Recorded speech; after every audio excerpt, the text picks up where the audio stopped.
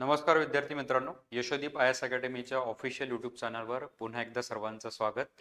मित्रांनो, राज्यसेवा 2025च्या अनुषंगाने यशोदीप आय एस अकॅडमीच्या यूट्यूब चॅनलवर आपण एक फ्री सिरीज सुरू केलेली आहे उत्तर लेखनाच्या संदर्भातली आन्सर रायटिंगची. कारण 2025च्या पॅटर्ननुसार वर्णनात्मक जो पॅटर्न असणार आहे त्याच्यामध्ये सगळ्या विद्यार्थ्यांना उत्तर लेखनासंदर्भात बरीचशी आतापर्यंत माहिती एक्झॅक्ट मिळालेली नाही आहे. इवन उत्तरलेखन कसं करावं हे बऱ्याच विद्यार्थ्यांना माहीत नाही आहे. त्याच्यामुळे पहिल्यांदाच आपण अशा पद्धतीची सिरीज सुरू केलेली आहे. त्या संदर्भातला एक डिटेल व्हिडिओ आपल्या यूट्यूब चॅनलवर ऑलरेडी अवेलेबल आहे, तो तुम्ही सुरुवातीला बघू शकता. आणि आजपासून आपण डे वाईज दररोज संध्याकाळी 6 वाजता एक प्रश्न जो आहे तो 10 मार्कर असेल किंवा 15 मार्कर असेल असा एक डिस्क्रिप्टिव्ह क्वेश्चन घेणार आहोत. आणि डेली प्रॅक्टिस आपली ही सिरीज जी आहे ती सुरू राहणार आहे. त्याच्यामुळे ज्या विद्यार्थ्यांमध्ये आताही उत्तर लेखनाबद्दल भीती असेल, उत्तरलेखन कसं करावं हे माहीत नसेल सो आपल्या या व्हिडिओमध्ये आपण दररोज एक प्रश्न घेणार आहोत. विद्यार्थ्यांना त्या प्रश्नाचं जे उत्तर आहे, मॉडेल आन्सर आहे, ते पण आपण यूट्यूब चॅनलची लिंक सोबत ते मॉडेल आन्सर आपल्या ऑफिशियल टेलिग्राम चॅनलवर यशोदीप आय एस अकॅडमीच्या, ज्याची डिस्क्रिप्शन मध्ये तुम्हाला लिंक दिसत असेल, त्याच्यावर तुम्हाला ते मॉडेल आन्सर पण मिळेल. सोबतच आपण महाराष्ट्रातल्या सर्व विद्यार्थ्यांसाठी आपलं एक स्पेशल आन्सर रायटिंगचं टेलिग्राम चॅनल ओपन करतोय. त्याच्यामध्ये तुम्ही लिहिलेले जे उत्तर आहेत, आता ते कोण चेक करणार, तर ते उत्तर जे आहे तुम्ही लिहिलेले ते फोटो काढून किंवा स्कॅन करून PDF त्या टेलिग्राम चॅनलवर तुम्हाला सेंड करायचे आहे. सोबत तुम्ही कम्पेअर करायचा मॉडेल आन्सर बरोबर पण, की आपण कोणकोणते मुद्दे लिहायचे होते, कोणते सुटले. आणि विद्यार्थी जे बाकीचे विद्यार्थी आहेत ते पण तुमचं उत्तर बघतील, चेक करतील, त्याच्यावर काही पॉझिटिव्ह कमेंट्स पण करतील, काय उत्तरं तुम्ही लिहायला पाहिजे होते. आणि तुम्ही पण इतर विद्यार्थ्यांचे उत्तरं बघू शकता की त्यांनी काय मुद्दे लिहिले जे मला लिहायला पाहिजे होते किंवा कोणते मुद्दे माझे सुटलेले आहेत. सो एक कम्युनिटी डेव्हलपमेंट प्रोग्रामच्या अनुषंगाने आपण एक अशा पद्धतीचा एक उत्तर लेखनाची सिरीज सुरू केलेली आहे. सर्वांनी त्याला प्रतिसाद द्यायचा, जास्तीत जास्त विद्यार्थ्यांपर्यंत हा आपला उपक्रम जो आहे तो पोहोचायचा आहे. आणि डेली 6 वाजता 6 PM ला संध्याकाळी तुम्हाला ऑफिशियल यूट्यूब चॅनलवर आपला व्हिडिओ लाईव्ह असेल. तुम्ही लाईव्ह कमेंट करू शकता, तुमची उत्तरं लिहू शकता, मुद्दे जे आहेत, पॉईंट जे आहेत ते तुम्ही लाईव्ह पण सांगू शकता टाईप करून. सो आजच्या डे 1च्या आपल्या उत्तर लेखनाच्या पहिल्या प्रश्नाला आपण सुरुवात करणार आहोत. सो पहिला प्रश्न जो आजचा आहे तो आहे,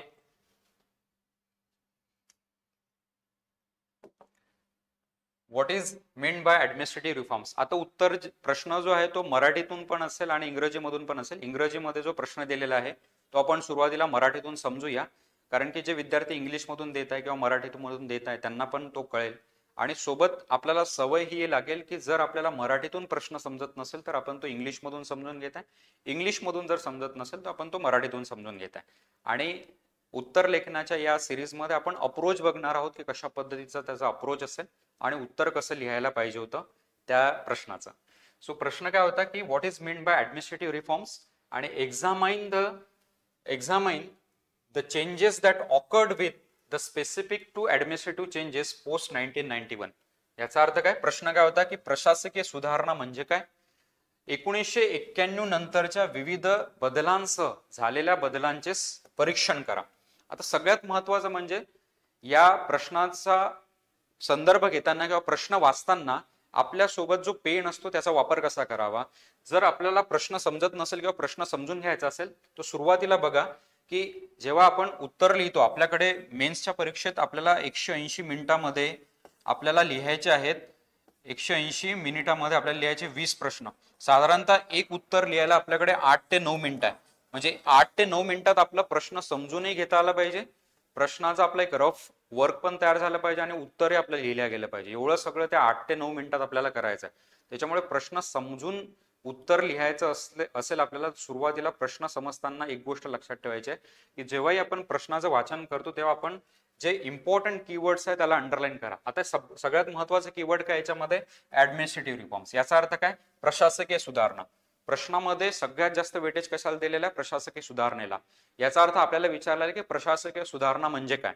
नंतर स्पेसिफिकली त्यांनी काय दिलेलं आहे की 1991 नंतरच्या जे काही बदल झालेले आहेत त्या बदलांसह ह्या ज्या प्रशासकीय सुधारणा आपल्याला झालेल्या दिसतात त्यांना आपल्याला स्पष्ट करायचं आहे. याचा अर्थ काय, त्याचं परीक्षण करायचं आहे. याचा अर्थ काय, एक्झामाइन हा एक कीवर्ड दिलेला आहे त्यामध्ये. आणि उत्तर लेखनामध्ये जे 10 ते 12 कीवर्ड्स आहेत त्याच्यापैकी हा एक्झामाइन एक कीवर्ड आहे. परीक्षण करा. आता कुठल्याही गोष्टीचं जेव्हा आपण परीक्षण करतो तेव्हा परीक्षण करताना बघा परीक्षणाचा अर्थ काय असतो.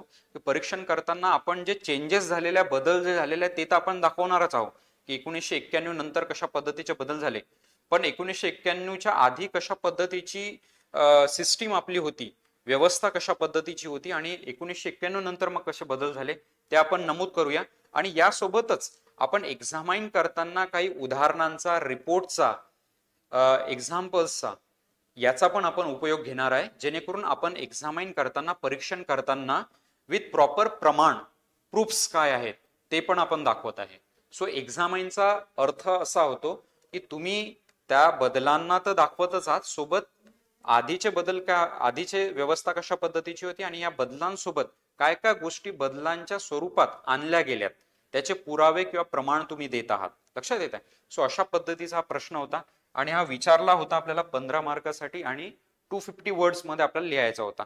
आता वर्ड लिमिट आणि मार्क्स आपल्याला लक्षात घ्यायचे आहे की काही प्रश्न 10 प्रश्न आपल्याला येत असतात 10 मार्कासाठी आणि 10 प्रश्न येतात आपल्याला 15 मार्कासाठी. पहिल्या 10 मार्कासाठी असते आपल्याला 150 वर्ड लिमिट आणि नंतरच्या 15 मार्करचे जे 10 प्रश्न असतात त्याला असतात 250 वर्ड लिमिट. आता 250 शब्दांमध्ये हा प्रश्न आपल्याला लिहायचा. आता या प्रश्नाचा अप्रोच कसा असता, आपण कसं उत्तर लिहू शकलो असतो या गोष्टीवर फोकस करूया.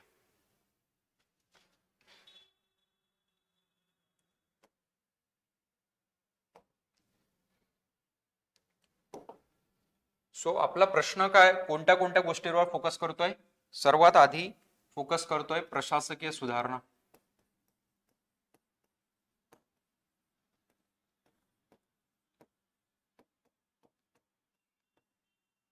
है ना. त्याच्यानंतर 1991 नंतरच्या ज्या काही सुधारणा झालेल्या आहेत त्यावर आपल्याला फोकस करायचा आहे. ठीक आहे, जे काही बदल झालेले आहेत ते. आता प्रश्न जेव्हा आपण उत्तर लिहितो तेव्हा एकदम उत्तर लिहायला स्टार्ट करायचं नाही. आपल्याकडे रफ वर्क साठी पेजेस दिलेले असतात. इव्हन उत्तर जे पत्रिका असते त्याच्यामध्ये बॅक साईडला रफ वर्क साठी आपल्याकडे स्पेस दिलेली असते. सुरुवातीला आपण बघूया याचा दृष्टिकोन काय, म्हणजे अप्रोच काय या उत्तराचा, काय अप्रोच असला पाहिजे. आणि आपण जेव्हा रफ वर्क करतो तेव्हा आपल्याकडे एक ढाचा तयार असला पाहिजे, स्ट्रक्चर तयार असलं पाहिजे की मला इंट्रोडक्शन मध्ये म्हणजे परिचयामध्ये काय लिहायचं आहे, मला बॉडीमध्ये मुख्य भागामध्ये काय लिहायचं आहे आणि त्याचा मला कन्क्लुजन कसं करायचं आहे. लक्षात येते. सो तिन्ही गोष्टी ज्या आहेत म्हणजे इंट्रो, बॉडी आणि कन्क्लुजन, तिन्ही गोष्टींवर आपल्याला फोकस करायचा आहे. ठीक आहे. सो दृष्टिकोन कसा असला पाहिजे, सर्वात पहिले मी प्रशासकीय सुधारणा काय आहेत हे नमूद करेन की प्रशासकीय सुधारणा काय आहेत किंवा प्रशासकीय सुधारणा म्हणजे काय याच्यावर फोकस करेन. दुसरी गोष्ट म्हणजे त्याचे मग वेगवेगळे घटक आणि परिमाण मी सांगेन. दुसरी गोष्ट म्हणजे त्याचे घटक काय आहेत आणि परिमाण काय आहेत, पुरावे काय आहेत, की कशा पद्धतीची व्यवस्था आधी होती आणि आता सुधारण्याच्या अनुषंगाने कोणकोणते घटक किंवा परिणाम महत्वाचे आहेत ते लक्षात घ्यायचं आहे. नंतर फोकस कशावर आहे, 1991 नंतरचे घटक जे आहेत, 1991 नंतरचे जे घटक आहेत, सो जे बदल जे आहेत किंवा घटक आहेत ते मी नमूद करणार इथे, ते मी काय नमूद करणार माझ्या उत्तरामध्ये. नंतर इथे एक चांगला रेफरन्स तुम्ही घेऊ शकता तो म्हणजे ARC रिपोर्टचा. याच्यामध्ये जो सेकंड रिपोर्ट आहे ARCचा त्याचा तुम्ही एक संदर्भ इथे घेऊ शकता, कारण सेकंड ARC जी आहे, जी सेकंड ARCचा रिपोर्ट आहे, वीरप्पा मोईली यांच्या अंतर्गत ती यांच्या मार्गदर्शनाखाली समिती नेमण्यात आली होती. त्यांच्या अंतर्गत ही जी सेकंड ARC येते तर ARCचे बरेचसे रेकमेंडेशन जे आहेत ते बदल जे त्यांनी सुचवले होते ते बदल बऱ्यापैकी लागू करण्यात आले होते ऍडमिनिस्ट्रेटिव्ह रिफॉर्म्स किंवा प्रशासकीय सुधारणेच्या अंतर्गत. लक्षात येते. आणि नंतर उत्तम कारभारासाठी, आता प्रशासकीय सुधारणा म्हणजे काय, आपल्याला इफिशियन्सी, इफेक्टिव्हनेस किंवा रिस्पॉन्सिव्हनेस याच्यावर जास्तीत जास्त फोकस करायचा असतो. म्हणजेच काय, कार्यक्षमता, त्याच्यानंतर परिणामकारकता आणि प्रतिसाद, हे 3 मूळ महत्वाचे मुद्दे असतात प्रशासकीय सुधारणेचे. त्याच्यामध्ये कार्यासाठी, कारभारासाठी उत्तमरित्या त्याला आणण्यासाठी. सो उत्तम कारभारासाठी काय काय प्रशासकीय सुधारणा आहेत, सो उत्तम कारभारासाठी काय काय प्रशासकीय सुधारणा ज्या आहेत त्या तुम्ही सुचवू शकता, या गोष्टींसह तुम्ही या उत्तराला काय करू शकता, कन्क्लूड करू शकता. लक्षात येते. सो हा अप्रोच जर तुम्ही सुरुवातीला एक स्ट्रक्चर तयार केलं तुमच्या प्रश्नाच्या उत्तराचं, तर तुमचं उत्तर जे आहे ते बरोबर फ्लो मध्ये येईल, त्याच्यामध्ये लिंकेजेस संतुलन बरोबर असेल आणि कुठेही मधात तुम्ही असा पॉइंट नाही लिहाल जो त्या उत्तराशी किंवा प्रश्नाशी निगडीत नाहीये. लक्षात येते. सो कधीही उत्तर लिहिताना पहिले एक रफ स्ट्रक्चर तयार केला आणि नंतर ते उत्तर लिहायला स्टार्ट करा. याला साधारणतः एक 30 सेकंद ते 40 सेकंद तुमचे लागतील, परंतु हे 30-40 सेकंद तुमचं जे 8-9 मिनिटात उरलेलं जे उत्तर तुम्ही लिहित आहे ते बरोबर फ्लो मध्ये आणि प्रॉपर तुमचं उत्तर येईल. कुठेच तुम्ही अडखळणार नाही किंवा मधात कुठेच तुम्ही वेगळा पॉइंट लिहिणार जो त्या उत्तराशी निगडीत नाहीये. लक्षात येते. सो आता आपण उत्तराकडे येऊया. आता उत्तरामध्ये तुम्ही काय नमूद करू शकले असते याचा स्क्रीनशॉट काढून घ्या, कारण हे महत्वाचे आहे. स्ट्रक्चर कसं असलं पाहिजे तुमचं. आता आपण येऊया उत्तराकडे. आता उत्तरामध्ये तुम्ही काय काय नमूद केले असते. सुरुवातीला बघू आपण परिचयामध्ये किंवा इंट्रोडक्शन मध्ये तुम्ही कोणकोणत्या बाबी नमूद केल्या असतात. सुरुवातीला इंट्रोडक्शन मध्ये प्रशासकीय सुधारणा काय म्हणजे ते लक्षात घ्या. आता सुधारणांचा जेव्हा आपण विचार करतो तेव्हा सुधारणा बघा 2-3 अनुषंगाने महत्वाचे असतात. कुठलीही सुधारणा आपण कुठल्याही व्यवस्थेमध्ये सुधारण्याचा जेव्हा आपण विचार करतो तेव्हा रिफॉर्म्स म्हणजे काय की काहीतरी चांगली गोष्ट करण्याचा आपण विचार करतो, काहीतरी चांगली गोष्ट करण्याचा किंवा चांगली गोष्ट आणण्याचा प्रयत्न करतो. एखादी गोष्ट आपण सुधारण्याचा प्रयत्न करतो. सुधारणा म्हणजे काय, एखादी गोष्ट जी आहे ती सुधारल्या गेली पाहिजे. जे काही अडथळे आहेत किंवा जे काही सिस्टीम मध्ये जे काही लूपहोल्स आहेत त्याच्यामध्ये सुधारण्याची आपण गोष्ट करतो. आणि तिसरा मुद्दा म्हणजे एखाद्या गोष्टीतील दोष काढून टाकणे. दोष काय आपण करतो, काढून टाकण्याचा प्रयत्न करतो. यालाच आपण काय म्हणतो, सुधारणा.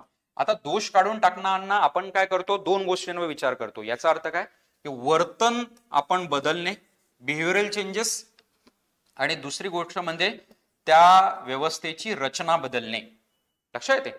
सो सुधारणेचा आपण जेव्हा विचार करतो तेव्हा आपण एखादी चांगली गोष्ट अवगत करणे, चांगली गोष्ट आणणे त्या प्रशासनामध्ये किंवा त्या व्यवस्थेमध्ये, गोष्टींमध्ये सुधारणा करणे आणि वर्तन आणि रचनेमध्ये नवीन गोष्टी आणणे आणि ते दोष काढून टाकणे, याला आपण सुधारणा म्हणतो. आता बघा इथे आपण प्रशासकीय सुधारणाचा विचार करतोय. इथे आपण काय करतोय, प्रशासकीय सुधारणांचा विचार करतोय.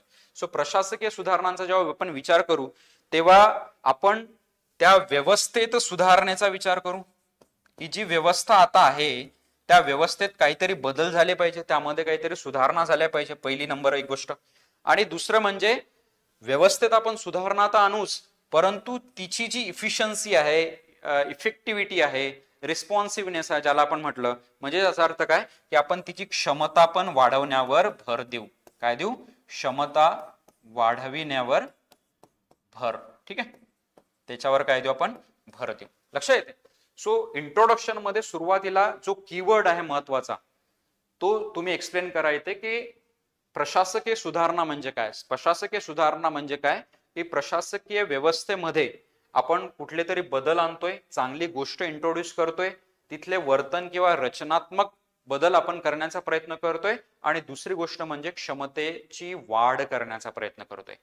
लक्षात येते, क्षमतेवर आपण वाढ करण्याचा प्रयत्न करतोय. सो ही गोष्ट सुरुवातीला तुम्ही इंट्रोडक्शन मध्ये 250 वर्ड्सचा जर उत्तर आपल्याला लिहायचं आहे तर साधारणतः बघा एक 30 ते 40 शब्दांमध्ये तुम्ही इंट्रोडक्शन लिहू शकता.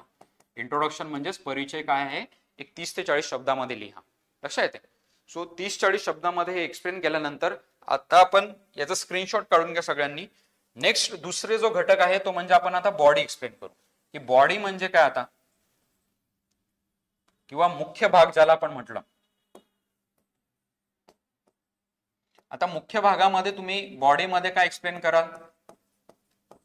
आता बॉडीमध्ये साधारणतः बघा 250 वर्डचा असल्यामुळे आपण 2 पॅरेग्राफ्स इथे लिहू. 2 पॅरेग्राफ्स म्हणजे काय की एक साधारणतः 70-80 शब्दांचे 2 पॅरेग्राफ्स आपले असतील प्रत्येकी. 70-80 शब्दाचे प्रत्येकी आपले साधारणतः एक 150 शब्दामध्ये किंवा 160 शब्दांमध्ये आपण लिहू शकतो. ठीक आहे. सो आता बॉडीमध्ये मुख्य भागामध्ये आपण प्रशासकीय सुधारणा काय हे इंट्रोडक्शन मध्ये एक्सप्लेन केला. आता प्रशासकीय सुधारणामध्ये आपल्याला दिलेलं आहे की 1991 नंतरचे जे बदल झाले त्या बदलांचं आपल्याला परीक्षण करायचं. याचा अर्थ काय की 1991च्या आधी आपली प्रशासकीय व्यवस्था कशा पद्धतीची होती हे आपल्याला थोडंफार सांगावं लागेल. याचा अर्थ काय की त्याच्यामध्ये बदल आपण जर दर्शवतो आहे तर आधीची व्यवस्था कशा पद्धतीची होती ते आपल्याला सांगायचं आहे. आता 1991 का बरं इथं घेतलेलं आहे, कारण 1991 मध्ये एलपीजी पॉलिसी आणल्या जाते. काय आहे? एलपीजी पॉलिसी आणल्या जाते, ज्याला आपण ग्लोबलायझेशन म्हणजेच जागतिकीकरण म्हणतो, प्रायव्हेटायझेशन आणि लिबरलायझेशन. ठीक आहे, खाजगीकरण आणि उदारीकरण अशा पद्धतीची जी व्यवस्था आणल्या जाते. सो एलपीजी पॉलिसी आणल्यानंतर प्रशासकीय सुधारणा बऱ्याच प्रमाणात केल्या जातात. उदारीकरणाचं जे स्ट्रक्चर आणलं जातं ते आर्थिक स्तरावर असेल, तो प्रशासकीय स्तर आणल्यानंतर एलपीजी पॉलिसी नंतर बदल असे झालेत की आपण सेंट्रलाइज्ड पॉलिसी कडून डिसेंट्रलाइज अप्रोच कडे गेलो. काय गेलो? डिसेंट्रलाइज अप्रोच कडे गेलो, यानी विकेंद्रीकरणाकडे आपण आपला भर दिला. सोबतच प्रशासकीय सुधारणाच्या अंतर्गत आपण बरेचसे उपक्रम राबवले. बरेचसे उपक्रम जे आपण आता बॉडीमध्ये लिहिणार आहोत ते त्याच्यामुळे बऱ्याचशा सुधारणा आल्या, क्षमतेच्या स्वरूपातही, बदलांच्या स्वरूपातही, आणि सोबतच कार्यक्षमता आणि प्रभावीपणा जो आहे, परिणामकारकता जो आहे त्याच्यामध्ये बदल आणण्याचा आपण प्रयत्न केला प्रशासकीय सुधारणाच्या अनुषंगाने. सो 1991च्या आधी बघा काय होतं की 1980 पर्यंत, इव्हन 1980च्या अखेरीस पर्यंत पण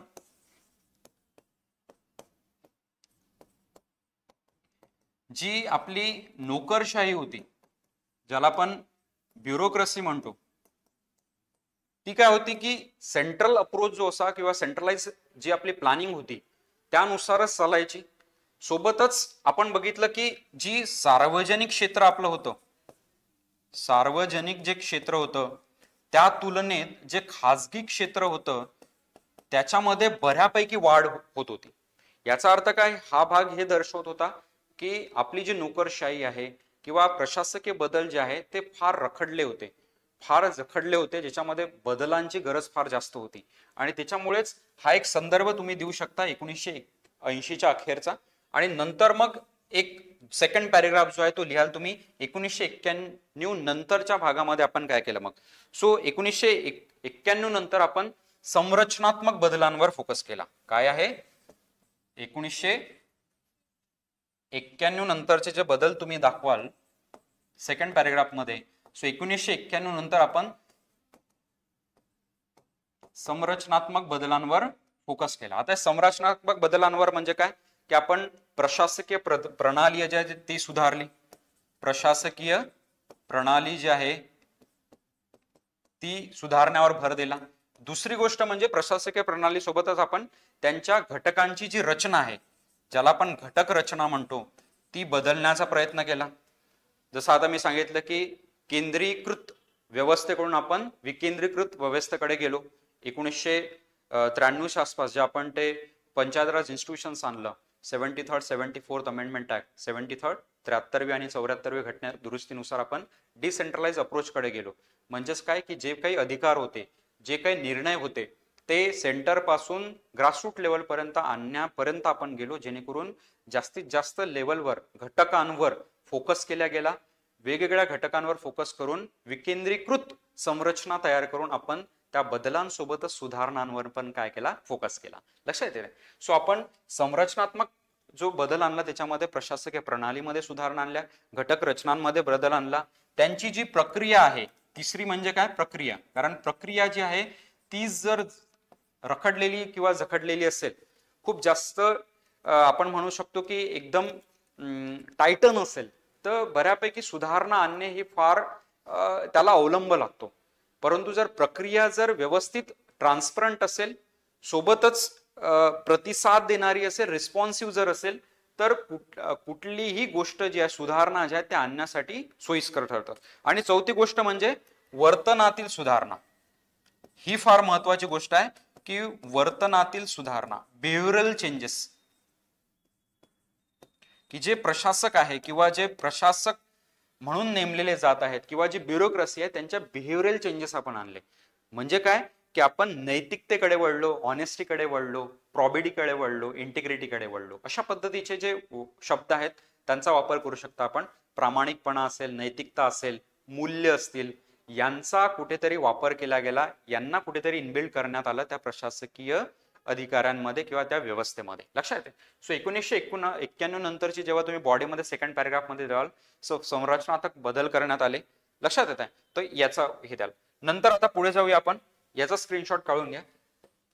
नंतर बघा आपण आता त्याच्यामध्येच आता आपल्याला कुठेतरी एक्झामाइन करायचा अर्थ आता काय, आपण परिमाण दाखवत आहे. ठीक आहे, सो त्याचे मुद्दे आपण दाखवताना लक्षात घ्या की 1980च्या अखेरचं आपण दाखवलं. आता बघा 1991 नंतर याची ही गोष्ट नमूद करा, 1991 नंतर आपण एलपीजी पॉलिसी आणली, ज्याच्यामध्ये जागतिकीकरण, खासगीकरण आणि उदारीकरण. याच्यामध्ये उदारीकरण जे आहे ते फार महत्वाचा मुद्दा आहे. उदारीकरणामुळे प्रशासकीय सुधारणा आणण्यास खूप जास्त त्याला म्हणतो गती मिळाली. सोबतच आपण बरेचसे योजना किंवा प्लॅनिंग आणल्या किंवा महत्वाचे जे सुधारणात्मक धोरण आहेत ते कुठेतरी अवलंबले, ज्याचा परिणाम झाला की प्रशासकीय सुधारणा 1991 नंतर फार झपाट्याने वाढल्या. आणि आज आपण बघतो की जेव्हा आपण ई गव्हर्नन्स बद्दल बोलतो किंवा सिटीजन सेंट्रिक अप्रोच जो आहे, ज्याच्यामध्ये नागरिकांना केंद्रीकृत करण्यात आलेला आहे, त्याबद्दल जेव्हा आपण बोलतो तेव्हा आपल्याला कळतं की प्रशासकीय सुधारणा ज्या आहेत त्याच्यामध्ये अमूलाग्र बदल आलेला आहे. सो 1991 नंतर जेव्हा आपण एलपीजी पॉलिसी आणली तेव्हा आपण बऱ्याचशा घटक जे आहेत किंवा रचना ज्या आहेत, संरचना ज्या आहेत त्यांच्यावर फोकस केला. त्याच्यामधली होती सगळ्यात पहिली NPM, न्यू पब्लिक मॅनेजमेंट. काय होती? New public management. एक नवीन सुधारणा आपण आणली, ज्याच्यामध्ये लोकांसाठी ज्या काही कल्याणकारी योजना, नवीन प्रोजेक्ट्स, पॉलिसीज ज्या काही आणल्या जात आहे सरकारद्वारे, ते राज्य सरकार असो किंवा केंद्र सरकार असो, त्याच्यामध्ये व्यवस्थापनावर जास्तीत जास्त फोकस केला गेला. कशावर केला? व्यवस्थापन, मॅनेजमेंटवर जास्तीत जास्त फोकस केला गेला. की जिथून ती पॉलिसी बनत आहे, जिथून ती पॉलिसी काय होत आहे, बनत आहे, जे ते पॉलिसीज एक्झिक्यूट करत आहे, म्हणजे काय, इम्प्लिमेंट करत आहे, तिथपर्यंत म्हणजे त्याची प्लॅनिंग सोबतच त्याची मॅनेजमेंट, व्यवस्था म्हणजे काय की त्याचं इम्प्लिमेंटेशन ते कशा पद्धतीचं होत आहे, या सगळ्यांवर फोकस केला गेला या न्यू पब्लिक मॅनेजमेंटवर. लक्षात येते? तो याचा उल्लेख तुम्ही करू शकता. दुसरी गोष्ट, ऍडमिनिस्ट्रेटिव्ह याच्यासोबत न्यू पब्लिक मॅनेजमेंट सोबतच आपण नमूद करू शकतो की सेकंड ARC रिपोर्टचा आपण दर्ज करू शकतो. सेकंड ARC जे वीरप्पा मोईली यांच्या अंतर्गत राबवल्या गेली होती. त्याच्या आधी 1966 मध्ये पण आपण ARC आणला होता. फर्स्ट रिपोर्ट ARCचा येतो. साधारणतः एक 20 रिपोर्ट जे आहे ते फर्स्ट ARC द्वारे आणले जातात. 537 सजेशन्स दिले जातात त्यांच्याद्वारे. पण इथे आपण सेकंड ARCचा नमूद याच्यासाठी करू की सेकंड ARC मध्ये RTI असेल, राईट टू इन्फॉर्मेशन, ज्याला आपण माहितीचा अधिकार असेल, ई गव्हर्नन्स असेल, लक्षात येते, हे बरेचसे इनिशिएटिव्ह त्याच्यामध्ये आणले होते. क्रायसिस मॅनेजमेंट असेल, लक्षात येते, क्रायसिस मॅनेजमेंट असेल. ठीक आहे, हे असे बरेचसे एरियाज या सेकंड ARC मध्ये आणले होते. सो सेकंड ARCचा आपण जिक्र करू शकतो. सोबतच आपण बघा प्रशासकीय सुधारण्याच्या अनुषंगाने 1991 नंतर बरेचसे बदल आणले. जसं फॉर एक्झाम्पल आता या काळात ई समीक्षा हे एक पोर्टल आणलं गेलेलं आहे. काय आहे? ई समीक्षा. आता हे ई समीक्षा पोर्टल काय आहे की अपेक्स लेवलवर, सर्वात वरती लेवलवर सरकारद्वारे जेवढी प्रोजेक्ट्स किंवा जेवढे पॉलिसीज आणल्या जात आहे त्याचा फॉलोअप घेणे, त्याचा काय घेणे? फॉलोअप घेणे, की त्याचं इम्प्लिमेंटेशन कसं झालं आणि त्यातला मॉनिटर करणे की कुठे कुठे ते इम्प्लिमेंट केल्या जात आहे, तर तिथे किती बदल झालेले आहेत, किती इम्प्लिमेंट झालेलं आहे, हे सगळं मॉनिटर करणे आणि फॉलोअप घेणे हे कुठे आपल्याला दिसतं? ई समीक्षा पोर्टलवर. भारत सरकारद्वारे अशा पद्धतीचा एक उपक्रम. याच्यामुळे काय झालं की प्रशासकीय अधिकाऱ्यांद्वारे किंवा प्रशासकीय आपल्या यंत्रणेद्वारे जेवढेही गोष्टी इम्प्लिमेंट केल्या जात आहेत, त्या इम्प्लिमेंट केल्या जाणाऱ्या गोष्टी ज्या आहेत त्या कितपत त्याच्यामध्ये आपण यश मिळवलेलं आहे, कुठे आपण फेल झालेलं आहे, कुठे लूप होल्स आहेत, हे सगळं आपल्याला कळेल. लक्षात येते? नंतर जे आहे ते आपण ई ऑफिसचा कन्सेप्ट आणला. चौथी गोष्ट काय आहे? E office. ई ऑफिस द्वारे आपण काय केलं की ई ऑफिस द्वारे आपण एक मिशन मोड प्रोजेक्ट आणला, ज्याच्याद्वारे आपण जेवढे ऑफिसेस आहेत ते पेपरलेस करून टाकले. सगळा जो डेटा आहे तो आपण बघतो आता बऱ्याचशा ऑफिसमध्ये गेलो की ते डिजिटली सगळ्या डेटाला ऍक्सेस करू शकतात, है ना. सो बऱ्याच ठिकाणी आता ई ऑफिसेस, ई विधानसभा अशा पद्धतीचा कन्सेप्ट आलेला आहे, जेणेकरून पेपरलेस वर्क करून कुठल्याही गोष्टीला डिले न झाला पाहिजे आणि कुठलीही गोष्ट मागण्यासाठी कुठलाही व्यक्ती किंवा सिटीजन, नागरिक जर येत असेल तर त्याला त्वरित ती माहिती मिळाली पाहिजे. लक्षात येते? सो ई ऑफिसच्या कन्सेप्टमुळे काय झालं की जी काही अवलंब होत होता डिले होत होता प्रोसेसमध्ये, प्रक्रियेमध्ये, तो अवलंब कुठे काय झाला, कमी झाला. नंतर सिटीजन चार्टर आहे, ज्याचा नमूद करू शकता तुम्ही. Citizen charter.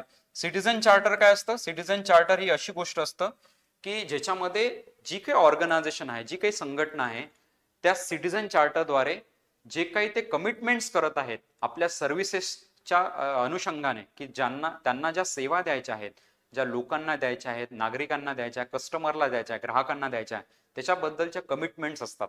आता हे कमिटमेंट्स सिटीजन चार्टरद्वारे येणं फार गरजेचं आहे, कारण की जी काही संघटना चालत आहे त्या संघटनेची रचना तर बऱ्यापैकी चांगली असते, परंतु त्यांचं कमिटमेंट्स काय आहेत, ते कमिटमेंट्स ते पूर्ण करत आहे की नाही, हे आपल्याला सिटीजन चार्टर मधून कळतं. याचा अर्थ काय, ट्रान्सपरन्सी आणण्याचा प्रयत्न केला जातो या सिटीजन चार्टरद्वारे. नंतर तुम्ही नमूद करू शकता तो म्हणजे 6वी भाग मिशन कर्मयोगी. आता हे मिशन कर्मयोगी जे आहे ते या काळामध्ये बऱ्यापैकी चर्चेमध्ये राहिलेला भाग आहे. मिशन कर्मयोगी म्हणजे काय, की सिव्हिल सर्व्हिसेस किंवा सिव्हिल सर्वंट्स मध्ये आपण बऱ्यापैकी कॅपॅसिटी बिल्डिंगवर फोकस केलेला आहे. कॅपॅसिटी बिल्डिंग म्हणजे काय, की त्यांची कार्यक्षमता वाढवण्यावर फोकस केलेला आहे. सोबतच आपण त्यांच्यामध्ये राईट ॲटिट्यूड आणण्याचा प्रयत्न केलेला आहे. दुसरी गोष्ट म्हणजे त्यांच्या शैली ज्या स्किल्सवर फोकस केलेला गेलेला आहे, है ना. नंतर नॉलेज, त्यांच्या ज्ञानाचा वापर कशा पद्धतीचा केला जाऊ शकतो याच्यावर फोकस केलेला आहे. आणि विजन फॉर न्यू इंडिया, नवीन भारत ज्याला आपण म्हणतो, काय म्हणतो, नवीन भारत, जो आपण एक संकल्प धरलेला आहे त्याच्यावर फोकस केला गेलेला आहे, नवीन भारत. आणि सोबतच 7वी भाग एक आहे की दरवर्षी गुड गव्हर्नन्स इंडेक्स येतो, है ना. Good governance index. हा गुड गव्हर्नन्स इंडेक्स काय सांगतो, की गव्हर्नन्सच्या अनुषंगाने, लक्षात येते, म्हणजे सुशासनाच्या अनुषंगाने आपण म्हणू शकतो की काय काय बदल झालेले आहेत, काय काय बदल आपण केलेले आहेत, लक्षात येते. आणि सुशासनाच्या अनुषंगाने काय काय बदल अपेक्षित आहे, लक्षात येते. सो असे बरेचसे मुद्दे होते जे आपण या बॉडीमध्ये लिहू शकलो असतो. हे मी एक एक्झाम्पल म्हणून दिलं. याच्यामधले 2 ते 3 मुद्दे जरी तुम्ही लिहिले तुमच्या उत्तरामध्ये, तरी तुमचं उत्तर जे आहे ते चांगल्या प्रकारे शेपण होईल. सो 91 नंतरचे जे बदल आहेत त्याच्यामध्ये सुरुवातीला तुम्ही एलपीजीचा जिक्र केला, त्याच्यामध्ये संरचनात्मक बदलांवर आपण फोकस केला, आणि संरचनात्मक बदलामध्ये पुरावे आपण दिले की एनपीएम पॉलिसी आपण आणली. नंतर सेकंड ईआरसीचे रिपोर्ट जे आहेत त्याचा आपण इथे उल्लेख केला. ई समीक्षा पोर्टल आणलं, ई ऑफिसचा कन्सेप्ट आपण आणला, सिटीजन चार्टर जे आहे, मिशन कर्मयोगी आहे, आणि गुड गव्हर्नन्स इंडेक्स आहे, लक्षात येते. आणि आता या उत्तराला आपल्याला काय करायचं आहे, कन्क्लूड करायचं आहे. हे बदल आपण सगळे दाखवून 1991 नंतरच्या बदलांना आपण स्पष्ट केलं, आता विथ पुरावे एक्झामाइन केलं, आपण परीक्षण केलं. आता आपण तिसरं गोष्ट म्हणजे आपण उत्तर आपलं कन्क्लूड करूया. आणि आता हे उत्तर कन्क्लूड करताना लक्षात घ्यायचं आहे की आपल्याला सांगायचं आहे की 1991 नंतर एक पॉझिटिव्ह आस्पेक्ट असला पाहिजे आपला उत्तराला. एक आता समराईज करताना शेवटचा टप्पा जो असतो, जो साधारणतः आपल्याला हे 70-80 चे 2 पॅरेग्राफ्स लिहिल्यानंतर आपण आता एक 30-35 शब्दामध्ये, 40 शब्दामध्ये या उत्तराला कन्क्लूड करूया. सो कन्क्लूड मध्ये आपल्याला सांगावं लागेल की प्रशासकीय सुधारणा मध्ये 1991 नंतर बरेचसे बदल आणले गेले, ज्याच्यामध्ये संरचनात्मक बदलांवर जास्तीत जास्त भर देण्यात आला. सोबतच संरचनात्मक बदलांसोबतच आपण कार्यक्षमता, त्याच्यासोबतच परिणामकारकता आणि प्रतिसाद, यानी इफिशियन्सी, इफेक्टिव्हनेस आणि रिस्पॉन्सिव्हनेस याच्यावर जास्तीत जास्त भर देण्यात आला. सोबतच आपण सुव्यवस्थित नोकरशाही, लक्षात येते,